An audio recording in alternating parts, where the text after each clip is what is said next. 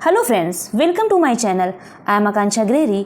आज मैं आप लोगों से समीक्षा अधिकारी एवं सहायक समीक्षा अधिकारी means UPPSC RO and ARO के बारे में बात करने वाली हूँ। देखिए, आप लोगों ने तो देख ही लिया होगा कि इसमें कितनी कम वैकेंसी है।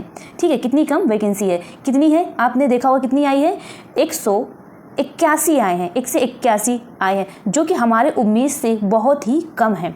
हम लोग अनुमान लगा रहे थे कि ये जो वैकेंसी है ये कितनी की 250 से 300 तक के आने की उम्मीद थी, लेकिन ये उम्मीद से भी बहुत ही कम है। तो ऐसे में बहुत सारे स्टूडेंट्स हैं जो कि बहुत ही परेशान हो रहे होंगे कि इतनी कम वैकेंसी में हमारा सिलेक्शन कैसे होगा, अभी तो हमने कुछ पढ़ा भी नहीं है।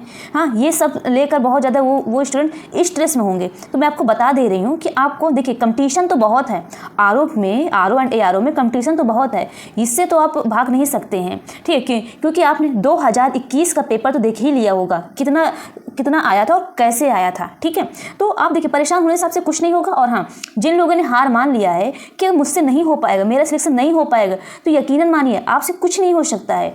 तो पहले आप खुद पर भरोसा रखिए कि मैं ये एग्ज़ाम निकाल लूँगा। देखिए, ये जो कंपटीशन है बहुत ही होने वाला है। कम से कम इसमें फॉर्म पड़ेंगे 6 से 7 लाख के बीच पड़ेंगे। और वैकेंसी कितनी है, 181 वैकेंसी है। और इसमें जो मेंस के लिए जो सिलेक्ट करते हैं 15 गुना सिलेक्ट करते हैं। मेंस कितना हो जाएगा, मेंस 250 से 3000 के लगभग स्टूडेंट ये लेंगे। तो कंपटीशन बहुत है, प्री में ही बहुत कंपटीशन है। ठीक है, प्री में ही बहुत कंपटीशन है, तो आप एकदम जुट जाइए प्री की तैयारी करने के लिए, क्योंकि अगर प्री नहीं निकाल पाएंगे तो फिर इससे तो मेंस में आपको बैठने का मौका ही नहीं मिलेगा। और प्री की तैयारी के साथ साथ आप ये भी ध्यान रखिए कि जो भी मेंस के लिए मिल रहा है, आप उसको भी तैयार करते जाइए। ठीक है, जीएस है आपके लिए प्री में भी काम करेगा और मेंस भी तैयार करिएगा। मेंस क्या होगा, इससे आप दोनों की तैयारी कर पाएंगे। और हिंदी की बात अगर करें तो हिंदी में सिर्फ एक टॉपिक मेंस के लिए कम है, वरना पूरी हिंदी वही है। तो आप इस तरीके से पढ़िए कि आपका सिलेक्शन के रुके ना, प्री तो आसानी से निकल जाए और मेंस में तगड़ा कंपटीशन है। कोई नहीं, मैं आपके लिए मेंस के लिए भी बताऊंगा कि आपको मेंस के लिए कैसे पढ़ना है।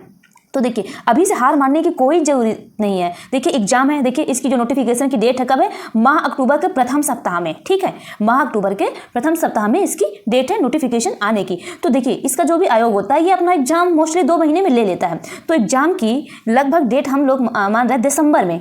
कौन सी डेट, दिसंबर में हम लोग मान रहे हैं कि एग्जाम होने की पूरी संभावना है। अगर हम बात करें तो अभी भी हमारे पास कितना टाइम है, अगस्त, सितंबर, अक्टूबर, नवंबर, दिसंबर, तो लगभग हमारे पास है 4 मंथ हैं। ठीक है, तो आप अगर जीरो से भी अगर तैयारी करना चाहते हैं इसकी, तो बहुत ही अच्छे से हो जाएगी। लेकिन हाँ, आपको बहुत ही अच्छे से तैयारी करनी पड़ेगी और स्मार्टली करनी पड़ेगी। हार्डवर्क करना पड़ेगा, लेकिन स्मार्ट तरीके से करनी पड़ेगी, क्योंकि ऐसे नहीं हो पाएगा कि आप सब कुछ पढ़ लो। बहुत ही जीएस का इतना समुद्र है, तो आप उसमें से क्या करेंगे, आप प्रीवियस ईयर क्वेश्चन पेपर पहले लगाइए, फिर उनमें से आप देखिए कि कौन से क्वेश्चन और किस टॉपिक से कहाँ से बन रहा है। फिर उसके बाद आप वो टॉपिक सेट करिए और पहले वो पढ़िए, वो आप रीड करिए। इससे आपका क्या होगा, इंटरेस्ट धीरे धीरे जगने लगेगा। देखिए, आप ये मत सोचिए कि मेरे पास जॉब है या मैं हाउस वाइफ हूँ तो मेरे पास बहुत सारी जिम्मेदारियाँ हैं, मैं नहीं कर पाऊँगा या नहीं कर पाऊँगी, या कोई शॉर्ट तरीके बताइए। तो इससे कुछ भी नहीं हो सकता। आपको स्मार्ट तरीके से कम 4 मंथ पूरी तरीके से आपको 100% देना ही होगा, क्योंकि तभी आपका सिलेक्शन हो पाएगा। प्री में बहुत ही कंपटीशन है, आप इसको हलवा मत समझिए। देखिए, आपका उन लोगों से कंपटीशन है जो यूपीएससी का भी पेपर देते हैं और पीसीएस का भी पेपर देते हैं। ठीक है, तो आपका जो भी है उन लोगों से भी ये सामना है। तो आप अपने आप को उस तरीके का बनाइए कि आप उन लोगों को पीछे छोड़ पाएँ। आप ये मत सोचिए कि वैकेंसी बहुत कम है। तो देखिए, आपके लिए एक सीट ही काफ़ी है, चाहे वैकेंसी 800 आ जाए, चाहे 8000 आ जाए, कंपटीशन तो होगा ही।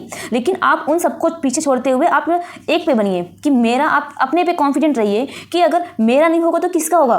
ओवर कॉन्फिडेंट नहीं, सिर्फ कॉन्फिडेंट रहिए, आप घबराइए नहीं और चुपचाप अच्छे से स्ट्रेटजी बना के तैयारी करते रहिए कि आपको कैसे तैयारी करना है। कम से कम आपको 7 से 8 घंटे देना ही पड़ेगा रेगुलर, और रिवीजन पे आप ज़्यादा फोकस करिएगा।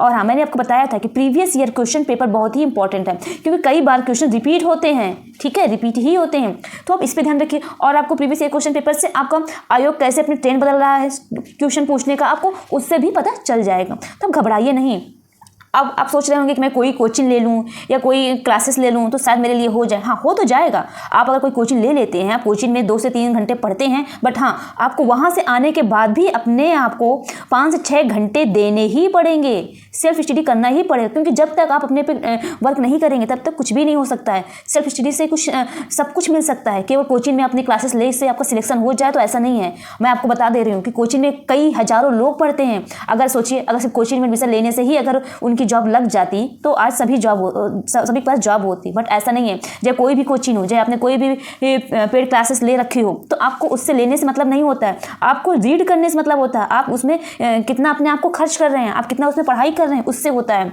तो चाहे आप सेल्फ स्टडी करिए, चाहे आप कोई क्लासेस करिए, पढ़ना तो आप ही को है, रीड तो आप ही को करना पड़ेगा। तो आप परेशान मत होइए। जो लोग पेड क्लासेस नहीं ले पा रहे हैं या कोचिंग नहीं ले पा रहे हैं, तो उनके लिए सेल्फ स्टडी से भी ये बहुत ही अच्छा रहेगा और वो बहुत ही अच्छा अपना रिजल्ट ला सकते हैं। तो आप लोग परेशान मत होइए, ठीक है। तो चाहे जो भी हो, चाहे सेल्फ स्टडी करने वाला हो, चाहे वो कोचिंग पढ़ने वाला हो, सबको ही सेल्फ स्टडी करना ही पड़ेगा, अपने आप को खर्च करना पड़ेगा, ठीक है।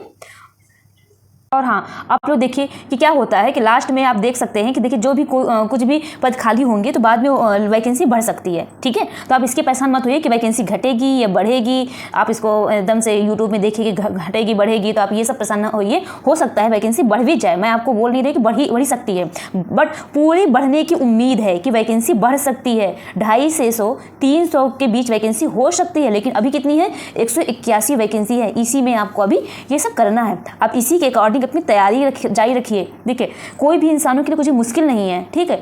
लेकिन आप याद रखिए, थोड़ा सा अपने माइंड को खोल कर रखिए कि कंपटीशन बहुत है। तो आप परेशान मत होइए, अच्छे से पढ़ाई करते रहिए। मैं आपको ऐसे ही सब कुछ लाती रहूँगी, ठीक है। Okay friends, thank you.